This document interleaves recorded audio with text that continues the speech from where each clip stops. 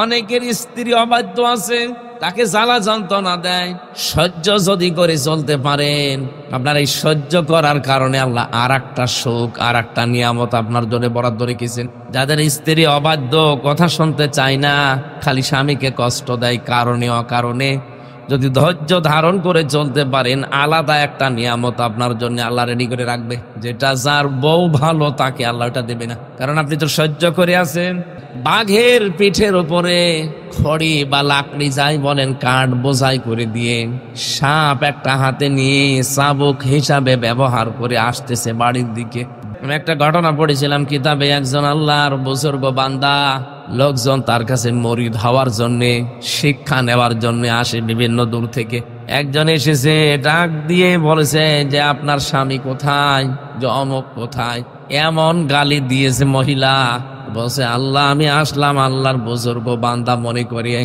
আরে বাড়ির বউটা এ কি বলে, মানে ওই স্বামীকে এত যাচ্ছে তাই বলে গালি দিয়েছে, যা মুখে উচ্চারণ করা অসম্ভব না। কিছুক্ষণ পরে দেখে, যদিও ঘটনা সত্য কিনা জানি না, কিন্তু আমি পড়েছি এক জায়গায়, বাঘের পিঠের উপরে খড়ি বা লাকড়ি যাই বলেন, কাঠ বোঝাই করে দিয়ে সাপ একটা হাতে নিয়ে চাবুক হিসাবে ব্যবহার করে আসতেছে বাড়ির দিকে। দৃশ্য দেখে এ লোকটা নিজে ভয়ে যে ওর পাশে বেঁধে রয়েছে, হুজুর আমারে মাফ করে। কেন আপনার হাতে কি, মানে সাপ কি করবেন, চাবুক এইটা, আর সামনে কি বাঘ, বাঘের পিঠের উপরে আপনি কি চাপিয়েছেন? আমার খড়ি লাকড়ি, আমি জঙ্গলে কাঠ কেটে হালাল রুজি উপার্জন করে খাই। তা আসার সময় দেখি আমার হাতে চাবুক অনেক, আমার ঘোড়াটাও কোথায় যেন চলে গেছে। এখন আমি নিয়ে আসবো কিসে করে বিশাল বোঝা? জঙ্গলের বাঘকে আমি ব্যবহার করেছি আমার এই ঘোড়া হিসাবে। আপনি এত কঠিন কঠিন কাজ সাধ্য করলেন কি করে? মানে কেন বাড়ি এসে কিছু টের পাওনি? হ্যাঁ পেয়েছি, আমি বাড়িতে এসে দেখি আপনার নামে গালিগালাজ করে আপনার বউ। আমরা সারা দেশের মানুষ আপনাকে এত বড় উপরের আল্লাহর ওলি মনে করি, আর আপনার বউ আপনাকে গালি দেয়। আল্লাহর বুজুর্গ বান্দা ডাক দিয়ে বলে, দেখো এইটার কারণে আল্লাহ এই সাপকে আমার লাঠি হিসাবে ব্যবহার করার ক্ষমতা দিয়েছে। সাপ কোনোদিন লাঠি হয়, চাবুক হয়, তো সবল দেওয়ার কথা, কিন্তু আল্লাহ আমার তাবে করে দিয়েছে, অনুগত করে দিয়েছে। বাঘ পর্যন্ত একটাই কারণ এই স্ত্রীর পক্ষ থেকে যত জ্বালা যন্ত্রণা আমি পেয়েছি পাচ্ছি, সব আল্লাহর জন্য আমি হজম করছি। এই জন্য দুনিয়াতে যাদের বউ খারাপ, একটু ধৈর্য সহ্য করে যদি একটু মানিয়ে নিতে পারেন, আপনার জন্য আলাদা কোনো নিয়ামতের ব্যবস্থা আছে। এটা তারা পাবে না যাদের বউ একেবারে রাবিয়া বসরির মতো না, তাদের জন্য নেই। আমি কথা বোঝাতে পেরেছি? এমন বউ মন মতো না, বউ খারাপ আচরণ করে, এরকম কারা আছেন হাত তোলেন তো। এই এলাকায় তো কিছুই নেই, ছাতা তো আল্লাহর ওলি বসে আছে, আলহামদুলিল্লাহ। যাক, আমি আপনাকে একটা কায়দা শিখিয়ে দেই। জীবনে নামাজ ছাড়া তো দূরের কথা, নামাজ ছাড়া আপনি থাকতেও পারবেন না। সেজদাগুলো একটু লম্বা লম্বা করে দিবেন, আর সেজদার ভেতরে যা বলেন ওই বিষয়টা বোঝার মতো, আয়ত্ত করার মতো চেষ্টা চালাবেন। আপনি কত বড় কথা সেজদায় মাটির সাথে কপাল লাগিয়ে আপনি বলেন আপনি জানেন সুবহানা রাব্বিয়াল আ'লা, এর চাইতে বড় বাক্য দুনিয়াতে আর নেই। এই কথাগুলো মানুষ যখন কুদরতি পায়, আল্লাহর কুদরতি পায়, কপালটা লাগিয়ে বলে, আল্লাহ তুমি কিন্তু পবিত্র, স্বচ্ছ। একবার দুইবার না, দরকার হয় আপনি 99 বার বলেন, বলতেই থাকেন। আমি এই 3টা বছর ফাঁসির কন্টেম সেলে পড়েছিলাম, জেলখানার ভেতরে যোগাযোগ বিচ্ছিন্ন হয়ে বহু আলেম আমি পেয়েছি। 3টা বছরে আমি দেখেছি অনেক মানুষ যারা দুনিয়ার কোনো খেয়াল নেই। আমি এক মাওলানাকে পেয়েছিলাম, সে প্রায় 17 বছর পড়ে আছে, 22 বছর দুনিয়াতে। তার ছেলে মেয়ে স্ত্রী পুত্র আত্মীয় স্বজন আছে কিনা সে তাও জানেও না, কারণ যোগাযোগ নেই। আজ 22টা বছর পড়ে আছে। তার নামাজটা মাঝে মাঝে লক্ষ্য করতাম, কোন চিন্তার রেখা তার শরীরের ভেতরে, এই চেহারার ভেতরে আমি পাইনি, অথচ 3 বছরে আমি কাহিল হয়ে গেছি। তাকে দেখতাম একটা সেজদা এসে 40 মিনিট 1 ঘন্টা কাটিয়ে দিচ্ছে, টেরও পাচ্ছে না। ও কুমিল্লাবাসী, নামাজে যদি কিছু পাওয়া না যাবে সেজদায়, তো 40 মিনিট 1 ঘন্টা এক সেজদায় কাটালো কি করে? আপনার তো 1.5 মিনিটও চাই না। এরপরেও তো আপনার সব আছে, আপনার ছেলে মেয়ে আছে, আপনার বউ আছে, জমি জায়গা আছে, বাড়ি ঘর আছে, সব আপনার হাতের নাগালে। আর লোকটা আজ 22 বছর, হাতে কিচ্ছু নেই। ওই কয়েদি যারা আছে তারা যদি 2-1 টাকা 5টা টাকা তারা তাকে দেয়, এইটা পায় সে, তাছাড়া তার বাইরে থেকে টাকাও কেউ পাঠায় না। একজন আলেম মানুষ আমি পেয়েছিলাম, তাকে নিচতলায় থাকতো, মাঝে মাঝে আমি একটু মুড়ি কিনে দিয়ে আসতাম, খাবার কিনে দিয়ে আসতাম। এই লোকটার সেজদা দেখেছিলাম যে আসলে এই মানুষ সেজদায় কিছু পায়। 40 মিনিট 45 মিনিট 1 ঘন্টা পড়ে আছে এক সেজদায়, চোখের পানি দিয়ে তার দাড়ি ভিজে যাচ্ছে। কি যেন আল্লাহকে ডাক দিয়ে বলে, আমার আল্লাহ ওইটার ভেতরে তার একটা অনির্বচন শোক এনে দিয়েছেন। আমাদের পাওয়া যায় না, এই কারণে এখানে মুরব্বী 30 বছর নামাজ পড়ছে, সূরা ফাতিহায় কি আল্লাহকে বলেছে ওনারে জিজ্ঞাসা করেন, বলতে পারবে না। আপনি জানেন আল্লাহ আপনার সামনে নামাজের সময় দাঁড়িয়ে থাকে, পাটা এভাবে সামনে দিয়ে বলে দে এখানে সেজদা দে। যখন আপনি বলেছেন আলহামদুলিল্লাহি রাব্বিল আলামিন, আল্লাহ যেন আপনার কানের কাছে জবাবটা শুনিয়ে দেয় যে আমার বান্দা সত্য কথা বলেছে। কত বছর আজ নামাজ পড়ছি, সেই 12-13 বছর থেকে আরম্ভ করেছি, আজ 33 বছর বয়স। কোনদিন তো শুনলাম না যে আল্লাহ আমার কানের কাছে বলেছি যে হামজা যা বলো আমার বান্দা তুমি সত্য বলো। শুনতে পাইনি। দুনিয়া নিয়ে তো বিভোর হয়ে আছি, আমার বিশাল জীবন পড়ে আছে, ওইটার কথা আমার মনেই নেই।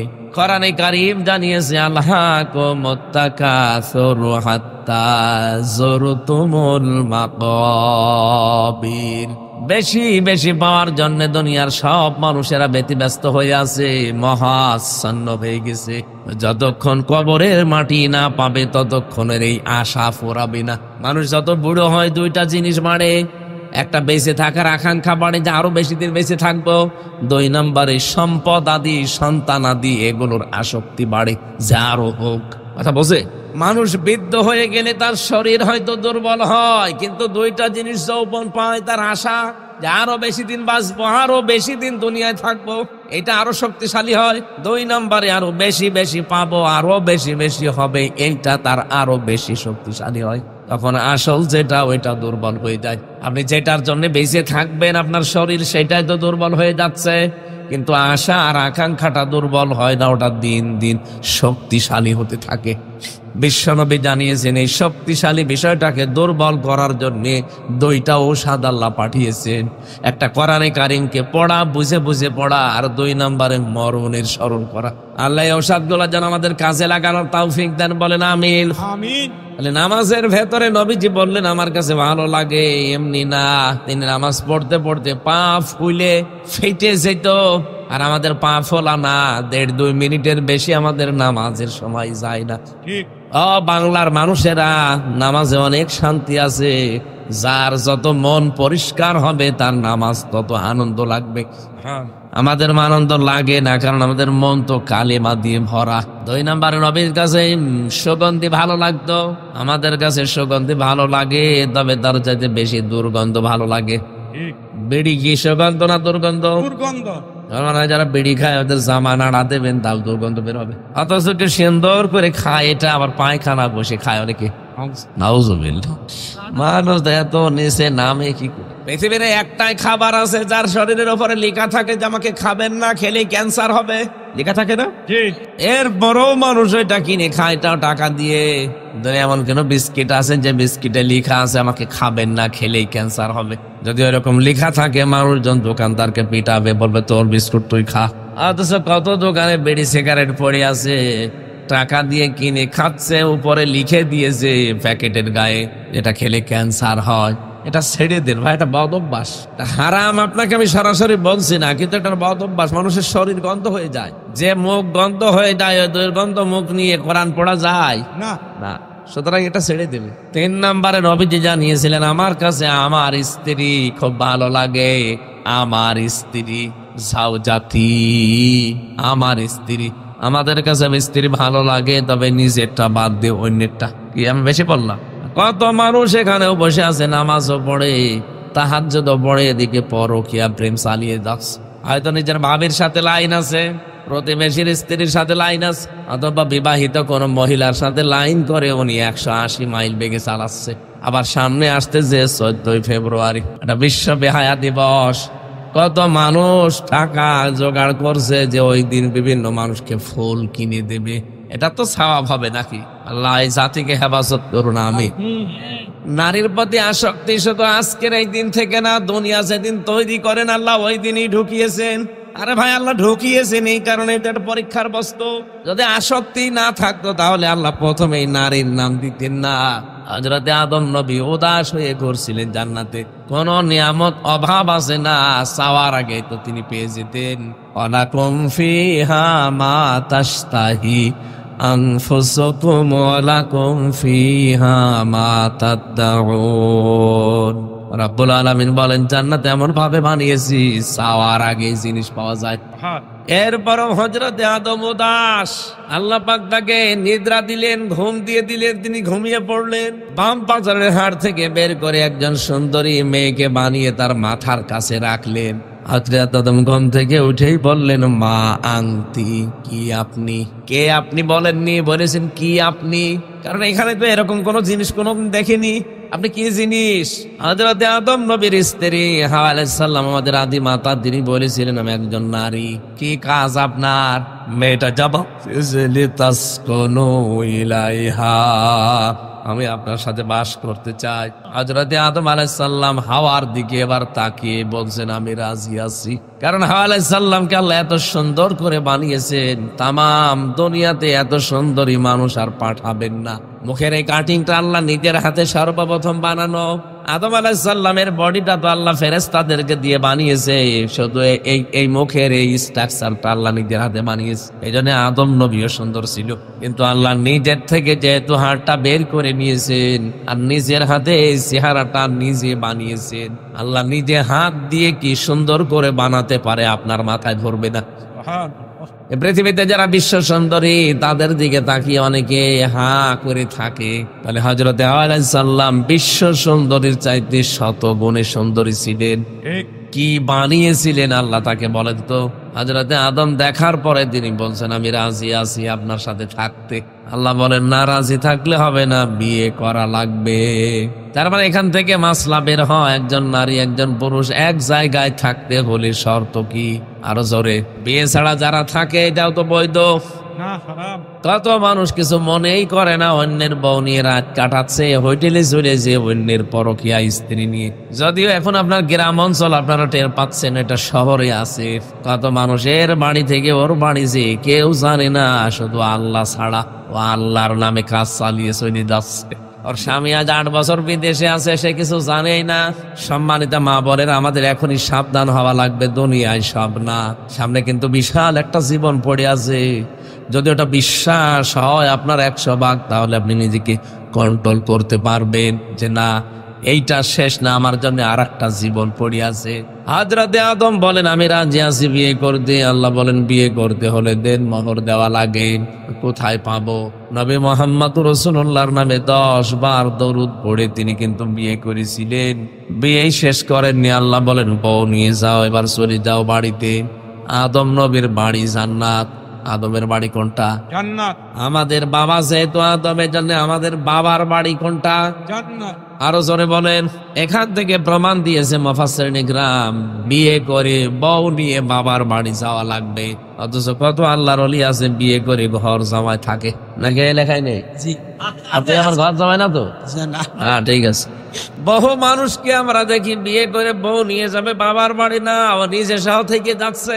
এই যে আজ নারী অধিকারের কথা বলা হয়, দুনিয়া তৈরি করার পরেই আমার আল্লাহ পাক নারীর অধিকার কত বেশি দিয়েছেন আপনি তাকান। কোরআনে সূরা বাকারায়, ওয়াকুলনা ইয়া আদামু উসকুন আনতা ওয়া যাওজুকাল জান্নাতা ওয়া কুলা মিনহা রাগাদান হাইসু শি'তুমা। রাব্বুল আলামিন বলেন, হে আদম, বউ নিয়ে চলে যাও বাড়িতে, কিন্তু সাবধান, নিজে যা খাবে ওই মানের খাবার, ওই মানের পোশাক স্ত্রীকে খাওয়ানো লাগবে, পরানো লাগবে। নারীর অধিকারের চাইতে আবার আপনি কি চান? আজ যারা নারী পক্ষ, নারী স্বাধীনতা আন্দোলন, নারী বিপ্লব পরিষদ, নারী মুক্তি পরিষদ, 13টা সংগঠন কাজ করছে দেশে, আপনি একটা সংগঠনের কার্যক্রম দেখান যারা নারীর অধিকার ফিরিয়ে দিতে পেরেছে। আল্লাহ যে অধিকার দিয়েছে ওরা যদি জানতো ওইটার জন্য আন্দোলন করতো। স্বামী তুমি বাইরে তো ভালোই খাও, আর আমার জন্য কি ব্যবস্থা, জবাব দিয়ে মরা লাগবে তোমার। এই জন্য স্বামী হিসাবে আপনার দায়িত্ব আল্লাহ দিয়েছেন, আপনি যা খাবেন, যেই মানের খাবার, যেই মানের পোশাক, ওইটা স্ত্রীর জন্য ব্যবস্থা করা লাগবে। 2 নম্বরে আপনি বাড়িতে নিয়ে স্ত্রীকে ঘরবদ্ধ তালাবদ্ধ করে রেখে দেবেন না, ইসলাম এটা বলে না। আল্লাহ বলেন রাগাদান হাইসু শি'তুমা, স্ত্রীকে নিয়ে মাঝে মাঝে বেড়াতে যাবেন সময় পেলে।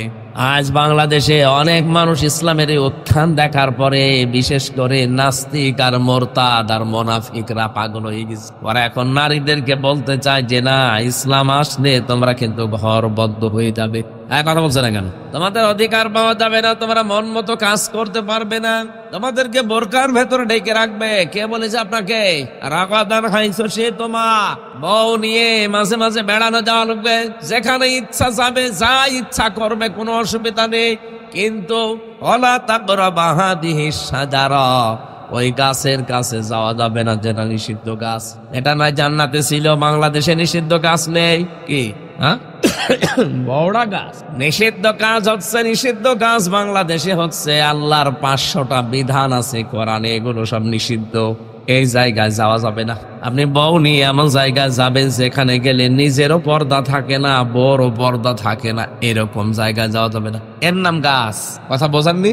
আপনি এমন জায়গায় যেতে পারবেন না, বউ নিয়ে আপনি বেড়ান, ধরেন, ইচ্ছা মতো যাবেন, ইচ্ছা মতো খাবেন, এমন জায়গায় যেতে পারবেন না যেখানে গেলে শরীয়তের লঙ্ঘন হয়ে যাচ্ছে।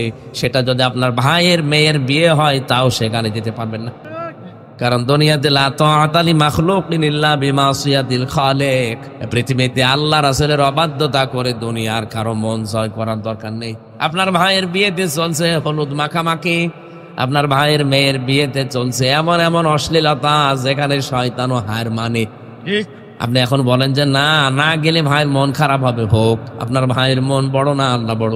আল্লাহ বড়। বলেন ভাই না, ওরকম 100 ভাই যদি পর হয়ে যায়, যাক, এরকম শক্ত হওয়া যাবে না। অন্তত আমরা যারা আছি যদি প্রত্যেকটি জায়গায় এরকম শক্ত হতে পারতাম, এদেশে নাস্তিক মোরতাদ রাম বাম অশ্লীলতা অনেক কমে যেত। আমরাও মাঝে মাঝে ছাড় দিয়ে বলে এ আর কি, এতটুকু তো করবেই, এতটুকু করবে, করতে জায়গা আছে 1 হাত ধরে গেছে। ছোটখাত গোনা থেকে কিন্তু বড় গোনার থেকে মানুষ যায়। কচু কাটতে কাটতে মানুষ খুন করা শেখে। কথা বলছে না কেন? এই জন্য এই ছোট জায়গা থেকে কঠোর হওয়া লাগবে। শরীয়তের বিধান আমি যতটুকু কাজ পর্দা করে চলার চেষ্টা করছি, আমার এমন এমন চাচাতো ভাই, মামাতো ভাই, ফুফুতো ভাই আছে, আমার চাচা আছে, খালু আছে, এদের সাথে আমার স্ত্রীর বিয়ে করা জায়েজ আছে, দেখা দেওয়া জায়েজ নেই? এরকম মানুষ নেই? যাদের সাথে বিয়ে করা জায়েজ তাদের সাথে দেখা দেওয়া। এখন যদি এমন বলতে এ আর কিরকম হুজুর, একটু উদার হতে পারে না? নিজে বিয়ে করে রেখে দিয়েছে, আমরা যে চাচাতো ভাই একটু দেখবো, আমাদের দেখতেও দেয় না। আরে বেটা, তো দেখা জায়েজ নেই, এটা তো আমার বানানো না। বানানো কার? আমি আল্লাহর এই গাছকে, এই নিষেধকে ওভারটেক করে ধরে তো দেখাতে পারি না। এই জায়গায় যদি আপনার মন খারাপ হয়ে যায়, যাক, আপনার মন আমার দরকারই নেই। এরকম ভাই, এরকম বোন, এরকম চাচাতো ভাই যদি 100টা, সবগুলো দূর করা লাগে, আমি আল্লাহর জন্য ছাড়তে রাজি আছি। আরে ভাই, দেশটাতে ইসলাম কায়েম নেই। কায়েম থাকলে আপনার আর কঠার হওয়া লাগতো না। কায়েম যখন নেই, আপনি নিজেকে নিজে শক্ত করেন, আস্তে আস্তে দেখবেন শয়তানি কাজকারবার গুলো পরিবার সমাজ থেকে বন্ধ হয়ে যাচ্ছে। আল্লাহ পাক বলেন ওয়ালা তাকরাবা হাদিহিস শাজারা, এই গাছের কাছে যাবা না, ফাতাকুনা মিনাজ জালিমিন, যদি যাও তাহলে জালেম হয়ে যাবা। সুতরাং আজ আমরা অনেক জুলুম করে ফেলছি নিজের পরিবার, সমাজ এবং আমার মনের উপরে। আল্লাহ আমাদেরকে হেফাজত করুন, আমিন। মেয়েদেরকে পরিমিত ব্যবহার করা লাগবে, এদের যে ক্ষেত্রটা আছে এই ক্ষেত্র ঠিক করা লাগবে। নবীজি ইন্তেকালের আগে জানিয়েছেন আমি দুনিয়া থেকে চলে গেলাম, কিন্তু ফিতনার জিনিস এই দুনিয়ায় 2টা রেখে গেলাম। আমার ভয় হয় আমার উম্মত অধিকাংশ গুলো জায়গায় যে ধরা খাবে, একটা মহিলা আর একটা জমি জায়গা। যত মামলা কোর্টে যান সব মেয়ে লোক নিয়ে, নাই জমি জায়গা নিয়ে। এক কথা বলছে না? এই দুইটা জিনিস নিয়ে নবীজি আশঙ্কা করেছিলেন, ঠিক তাই হয়ে যাচ্ছে। যত ঝামেলা কিন্তু মূলে মেয়েরা, এই ঝামেলা যেন সামনে না হয় সেই জন্য তো আল্লাহ গুরুত্বপূর্ণ বিধান দিয়েছেন পর্দা। সম্মানিত মা বোন যারা এসেছেন বিভিন্ন জায়গায়, এখন থেকে পর্দা আদায় করার জন্য উদ্বুদ্ধ করছি। আপনি শাড়ি পরলে 100 ভাগ পর্দা আদায় হবে না। এই জন্য এখন থেকে শাড়ির এই সংস্কৃতি বাদ দিয়ে আপনি সালোয়ার কামিজ বানাবেন। শাড়ি পরে যদি নামাজও পড়েন, রুকু দিতে গিয়ে সেজদা দিতে গিয়ে যদি শাড়ি একবার মাথা থেকে পড়ে যায় আর চুল যদি বের হয়ে যায়, আপনার নামাজ সঙ্গে সঙ্গে নষ্ট হয়ে যাবে। এই জন্য মেয়েদের সর্বোত্তম পোশাক সালোয়ার কামিজ। এক কথা বসে, গুরুত্বপূর্ণ কথাগুলো বলছি, বাড়ি যেয়ে মিলাবেন এগুলো। শাড়ি থাকলে শাড়ি অন্যকে, যারা গরিব মানুষ দিয়ে দেন, দরকার কেটে কুটে অন্য কিছু করুক। আপনি চাইলে মেয়ে যারা আছে, বউ যারা আছে, বোন যারা আছে, এদেরকে সালোয়ার কামিজ পরানো আরম্ভ করেন। হাত পর্যন্ত হাতা থাকবে। শুধু কালো বোরকা পরে বাইরে বের হবে কেন? ওই জিনিস পরেও তো বাইরে বের হওয়া যায়। সালোয়ার কামিজ যদি হাত পর্যন্ত এরকম হাতা থাকে, পা পর্যন্ত লম্বা থাকে, ওপরে ওড়না দেবেন, মাথাটা ঢেকে দিয়ে, বুকটা ঢেকে দিয়ে, এই তো হয়ে গেল। খরচও কম হবে, ফরজ পর্দাও আদায় হবে। ওই 1000-1500 টাকা দিয়ে শাড়ি না কিনে এই 450-500 টাকা দিয়ে এটা করলে আমার মনে হয় আমরাও বেঁচে যেতাম। আমরা বেঁচে যেতাম না, ওদেরও নামাজ আদায় হতো। আল্লাহ মেয়েদেরকে একটু বোঝার তৌফিক দিন। ওরা আকাশ সংস্কৃতির সমস্ত দেখে দেখে ওরা যে পোশাক আশাক গুলো পরে, ওইটা বলে স্বামীকে যে এইটা কিনে দাও, আমার পাখির ড্রেস দাও। আমার ভাইরা, এতে পারিবারিক জীবনে যে দাম্পত্য কলহগুলোর কারণে মানুষ আজ পরিবারের শান্তিতে নেই। আমি সহ, আমার কি বলেন, আমি সহ এখানে বহু আল্লাহর ওলি আমরা যারা বসে আছি, পারিবারিক জীবনে 100 ভাগ শান্তিতে আমরা নেই। অথচ নবীজি বলেন, কোন স্বামী যদি মারা যায়, স্ত্রী যদি এ কথা মন থেকে বলতে পারে না, আমার স্বামী কিন্তু আসলে একটা ভালো মানুষ ছিল, নবীজি বলেন আল্লাহ তাকে মাফ করে দেবে। একজন স্ত্রী যদি মরা লাশ পড়ে থাকে, ইমাম সাহেব যদি বলে সত্যি করে বলেন তো আপনার স্ত্রী আপনার মন মতো ছিল? জনগণের সামনে যদি এ কথা স্বামী বলতে পারেনি, আমি লোক দেখানোর জন্য না, ফালিমা মাফি কুলুবিহিম, তোমাদের মনের খবর জানেন কে? আল্লাহ। মন থেকে যদি স্বামী এ কথা বলতে পারে না, আমার স্ত্রী কিন্তু আসলে আমার মন মতো ছিল, নবীজি বলবেন ওর ছোটখাটো অপরাধ আল্লাহ মাফ করে ওরে মা জান্নাতে দিয়ে দেবে। আর আমি জানিয়ে দেশের 100টার প্রায় 98টা স্বামী এ কথা জীবনেও বলবে না যে আমার মন 100 ভাগ, আমার বউ আমার মন মতো ছিল না। কত আলেম বলতে পারবে না এই কথা, কত পীর বলতে পারবে না, এখানে কত হাজী সাহেব, কত মুসলমান এই কথা বলতে পারবে না। তাহলে কোথায় পৌঁছিয়েছে পরিবারটা আপনি টের পাচ্ছেন। 3 বছর জেলে থাকার পর আমি একটা জিনিস আজ করতে পেরেছি, ওখানে জেলে 100 জনের প্রায় 70 জন জেল খাটতেছে পারিবারিক জীবনের কারণে। এজন্য বসে বসে অনেকগুলো বিষয় লিখেছিলাম পারিবারিক জীবন নিয়ে, সেটা এখন বাইরে এসে বই করেছি। দাম্পত্য সমাধান কি, দাম্পত্য যে কলহ চলছে আমাদের পরিবারে, এর সমাধান করার জন্য বইটা আপনি আপনার নিজের স্বামীকে পড়াবেন, আর স্ত্রীর জন্য একটা আছে, ওইটা স্ত্রীকে পড়াবেন। স্টেজ থেকে নিয়ে আজকে বাড়িতে যে পুরা 120 পৃষ্ঠা, দরকার 10 দিন ধরে পড়াবে। যা লেখা আছে এইভাবে চলা লাগবে সামনে। কারণ পরিবারে যদি আপনি শান্তি না পান, সমাজে শান্তি পাবেন না। সমাজে শান্তি যদি প্রতিষ্ঠা না হয়, রাষ্ট্রে শান্তি জীবনও আসবে না। এজন্য প্রত্যেকটা মানুষ দেখবেন কাবা শরীফে যে রুকনে ইয়ামিনি থেকে হজরে আসওয়াদ, এই জায়গাটা পার হওয়ার সময় একটা দোয়া পড়ে, রব্বানা আতিনা ফিদ দুনিয়া হাসানা, হে আল্লাহ দুনিয়ায় হাসানা দাও। দুনিয়ার হাসানা কি? উত্তম স্ত্রী। দুনিয়ার হাসানা কি? উত্তম স্ত্রী ওইটা যে তার স্বামীর অনুমতি ছাড়া বাড়ির বাইরে যায় না, স্বামীর অনুমতি ছাড়া অন্য কারোর সাথে সম্পর্ক, স্বামী যেটা পছন্দ করে না, যে অমক অমক আমার বাড়িতে আসবে আমি পছন্দ করি না, স্ত্রী ওইটা মেনে চলবে।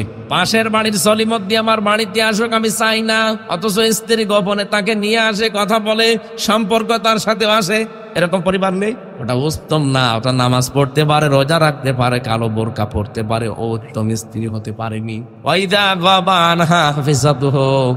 স্বামী যখন বাইরে যাবে, স্ত্রী নিজেকে কন্ট্রোল করে রাখবে।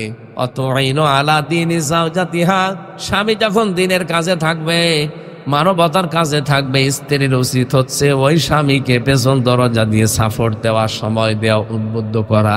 সম্মানিতা মা বোন কোথায় কোথায় আছেন আমি জানি না, ভালো করে শোনেন। খাদিজাতুল কুবরা জীবনে এক ওয়াক্ত নামাজ পড়েনি, একটা রোজা রাখেনি, একবার যাকাতও দেয়নি, জীবনে একটা হজও করেনি। অথচ আল্লাহ নিজে জান্নাতে ঘর বানিয়ে তার জন্য পাঠিয়ে দিয়েছেন পৃথিবীতে একজন মহিলা, যার জন্য জান্নাতে আল্লাহ ঘর বানিয়ে স্বয়ং সুসংবাদ পাঠিয়েছেন জিবরাইলকে দিয়ে। সুবহানাল্লাহ। তারপর জীবন আমি পড়ে দেখেছি এইটাই। তিনি আর যাই করেছেন উনি পাননি, এগুলো নামাজ পাননি, রোজা পাননি, হজ পাননি, যাকাত পাননি, কারণ ইন্তেকালের পরে এই বিধানগুলো সব নাজিল হওয়া। এবারে একটা বিষয় পাওয়া গেছে, উনি স্বামীকে উদ্বুদ্ধ করতেন দিনের জন্য। নিজের যত সম্পদ ছিল সব স্বামীর জন্য তিনি উজাড় করে দিয়েছিলেন। সম্মানিত মা বোনেরা বলেন তো, পৃথিবীতে একটা ইবাদত করলেন না, শুধু স্বামী কেন্দ্রিক থাকার কারণে যদি আল্লাহ জান্নাতে ঘর বানিয়ে পাঠিয়ে দেয়। আর একজনের জীবনী পড়েছি, হযরতে আসিয়া। এই মহিলা তার স্বামীর অত্যাচারে অত্যাচারিত হওয়ার পরে দোয়া করেছিলেন, আল্লাহ তুমি আমার জন্য জান্নাতে একটা ঘর বানিয়ে দিও যেখানে বসে তোমারে দেখা যায়। এই মহিলার দোয়া কবুল করে আল্লাহ জান্নাতে একটা ঘর বানিয়েছেন, আর ওনার জন্য আল্লাহ নিজে জান্নাতে ঘর বানিয়ে পাঠিয়েছেন। দুইটাই স্বামী কেন্দ্রিক, একটা স্বামীর সেবায় আর একটা স্বামীর অত্যাচারে। এই জন্য আমরা চাই, আপনি যখন বাইরে যাবে স্বামী, তখন আপনার লজ্জাস্থান সহ আপনার যা আছে পরিবারে, স্বামীর সন্তান, স্বামীর সম্পদ আপনি হেফাজত করে রাখবেন। স্বামী যদি দিনের কাজে, ইসলামের কাজে, মানবতার কাজে থাকে, তাকে আসিয়া খাদিজার মতো সাহায্য করবে। কিয়ামতের দিন হয়তো খাদিজার সাথে আপনাকে আল্লাহ জান্নাত দিয়ে দিতে পারেন। স্ত্রী এটা পরীক্ষার জিনিস, বিশাল পরীক্ষাটা আমাদের জীবনে। এই পরীক্ষায় উত্তীর্ণ হওয়ার জন্য মুহাম্মদুর রাসূলুল্লাহর পথ অনুসরণ করা লাগবে। নবীজি পর্যন্ত স্ত্রীর সাথে প্রায় 29 দিন কথা বন্ধ করে দিয়েছিলেন। ওরা বাঁকা হাড়ের তৈরিতেও ছাতা সোজা করতে গেলে ভেঙে যায়। এই জন্য যে যেভাবে চলতে চায় ওইভাবে ওদেরকে কাজ আদায় করে নেওয়া লাগবে। অন্তত যদি মনে হয় যে কিয়ামতের আমার আর দরকার নেই, তাহলে মাঝে মাঝে নামাজের পরে দোয়া করবেন, আল্লাহ দুনিয়ায় তো কপালে দিয়েছো, অন্তত ভালো হয়ে ব্যবহার করার তৌফিক দিও। এই মরণের পরে যেন জঞ্জাল আমার কপালে আর না আসে। কি এরকম বহু স্বামী আমরা আছি, এক কথা বলছে না কেন, দুনিয়ায় তো দিয়েছে যতদিন আছে অন্তত সময়টা কেটে যাক, মরণের পরে এই জঞ্জাল যেন আল্লাহ তুমি আমার কপালে আর দিও না। এরকম দোয়া অনেক স্বামী করে না। এইরকম দোয়া যদি কোনো স্বামী কোনো স্ত্রীর বিরুদ্ধে করে থাকে, ওই স্ত্রী কপাল পোড়া। যদি আপনার স্বামী এটা চাই হযরতে রাসূলুল্লাহর মতো, মাঝে মাঝে হযরতে খাদিজার ইন্তেকালের পরে তিনি চলে যেতেন কবরে। পাশেই তো কবরস্থান দেখেছি, কবরে যে দোয়া করতেন, রব্বুল আলামিন কিয়ামতের কঠিন ময়দানে হয়তো বাবা ছেলের পরিচয় দেবে না, স্বামী স্ত্রীর পরিচয় দেবে না। কঠিন ওই ময়দানে হাসরে যেন আমি আমার খাদিজাকে ভুলে না যাই। কি করেছিলেন স্ত্রী হিসাবে স্বামীর জন্য? অন্য কোন স্ত্রীর নাম তো বলেননি, এই একটা মহিলার নাম কেন বললেন? কি করেছিলেন বলেন তো মা বোনেরা? আপনি কি করেন যে আপনার জন্য স্বামীটা জীবন একদিন দোয়াও করে না, আরো বলে আল্লাহ এ জঞ্জাল কবে আমার ঘাট থেকে যাবে? স্ত্রী যেহেতু পরীক্ষার বিষয়ে, পরীক্ষাকে পরীক্ষার মতো সামনে নেওয়া লাগবে। আমি সহ যারা এসেছি আমাদেরকে আল্লাহ পরীক্ষায় উত্তীর্ণ হওয়ার তৌফিক দেন, বলেন আমিন। 2 নম্বরে সন্তানাদি, এগুলো পরীক্ষার বিষয়, এগুলো আকর্ষণীয় করি আল্লাহ দিয়েছেন। 3 নম্বরে পঞ্জীবিত সোনা রূপা। 4 নম্বরে এই পৃথিবীতে বাহন যেগুলো আছে, যত রকমের বাহন আছে সবের ভেতরে শামিল। 4 নম্বরে গবাদি পশু পাখি। 5, 6 নম্বরে এই পৃথিবীর শস্য ক্ষেত যেগুলো আছে, জমি জায়গা। এটা বিষয় সামনে নিয়ে আল্লাহ বলেন এর চাইতে উত্তম বিষয় আমি আল্লাহর কাছে আছে। লিল্লাযীনা তাকাউ ইনদা রাব্বিহিম জান্নাত। কোন মানুষ যদি সত্যি আল্লাহ ওয়ালা হয়ে যায়, আল্লাহকে ভয় করে জীবন চালাতে পারে, ও যদি জীবনকে তুচ্ছ মনে করে না, এই বিশাল সুখগুলো আমার সামনে আছে, এই সুখগুলোকে আমি পরিমিত ব্যবহার করে আখিরাতের সুখ চাই। রব্বুল আলামিন বলেন ওই মানুষের জন্য আমি বাগান বানালাম জান্নাত। তার তলদেশ দিয়ে নদী আর নহর প্রবাহমান থাকবে। ও ভাই, এত বড় জান্নাত, এটা আমাদের বিশ্বাস হয়। এটা পাওয়ার জন্য অন্তত টাটকা সুখগুলো একটু পরিমিত ব্যবহার করা লাগবে। রব্বুল আলামিন বলেন, আজওয়াজুম মুতাহহারা, পবিত্র স্ত্রী দেওয়া হবে যা কখনো তোমার উপরে মন খারাপ করবে না। এখানে তো 8টার জায়গায় 7টা হয়ে গেলে মন পাওয়া যায় না। ওখানে কিয়ামতে আল্লাহ যে হোর আপনাকে পবিত্র স্ত্রী দেবে, কোনোদিন আপনার উপরে মন খারাপ তারা করবে না। সুবহানাল্লাহ বলেন। রিদওয়ানুম মিনাল্লাহ। 3 নম্বরে আল্লাহ বলেন, আমি নিজে তোদের উপরে রাজি হয়ে যাব। আল্লাহু বাসীরুম বিল ইবাদ। রব্বুল আলামিন বলেন, আমি আল্লাহ কিন্তু সূক্ষ্মদর্শী, খুব ভালোভাবে সব দেখতে পাই। আল্লাযীনা ইয়াকুলুনা রাব্বানা ইন্নানা আমান্না ফাগফির লানা যুনুবানা ওয়া কিনা আযাবান নার। 6টা গুণ তাদেরকে এখন থেকে অর্জন করা লাগবে। মোনাজাত করলে আমার কাছে বলবি, রব্বুল আলামিন আমরা ঈমান এনেছি, আমাদেরকে মাফ করে দাও, জাহান্নামের আগুন থেকে আমাদেরকে তুমি মুক্তি দিও। আস-সাবিরিনা ওয়াস-সাদিকিনা ওয়াল কানিতিনা ওয়াল মুনফিকিনা ওয়াল মুস্তাগফিরিনা বিলা সাহার। সত্যবাদী হবে, সবর করবে, এই পৃথিবীতে আল্লাহ রাসূলের অনুগত থাকবে। যতটুকু সাধ্য আছে সাধ্য মতো যতটুকু পারেন খরচ করে যাবেন। ওই সন্তানাদি করবে, মরে গেলে ওই আশায় ফেলে রাখার দরকার নেই। যতটুকু সমর্থ আছে করে যান। রব্বুল আলামিন শেষ বলেন, আল মুস্তাগফিরিনা বিলা সাহার, ও শেষ রাতে আমি আল্লাহর কাছে ধর্ণা দেবে। এজন্য পাক থাকেন না পাক থাকেন, যেখানেই থাকেন, বসে থাকেন, শুয়ে থাকেন, আস্তাগফিরুল্লাহ এই শব্দটা মুখে রাখবেন। যতক্ষণ আপনি ইস্তেগফারের সাথে থাকবেন ততক্ষণ আল্লাহ আপনার প্রতি কোনো আযাব দেবে না। এজন্য অরতক সময় নষ্ট না করে যখনই যার সময় পান এই শব্দটা মুখে উচ্চারণে রাখবে। এ বিশাল আয়োজনে যারা আঞ্জাম দিয়েছে সুন্দর করে, যে প্রবাসী কি নাম যেন ওনার, আলমগীর মুন্সি, নাহিদ মুন্সি, এই ভাইরা এই সুন্দর আয়োজনে যারা আঞ্জাম দিল, আল্লাহ যেন তাদের এই টাকাগুলো ইসলামের প্রসারে কবুল করেন। বলেন আমিন, আল্লাহুম্মা আমিন।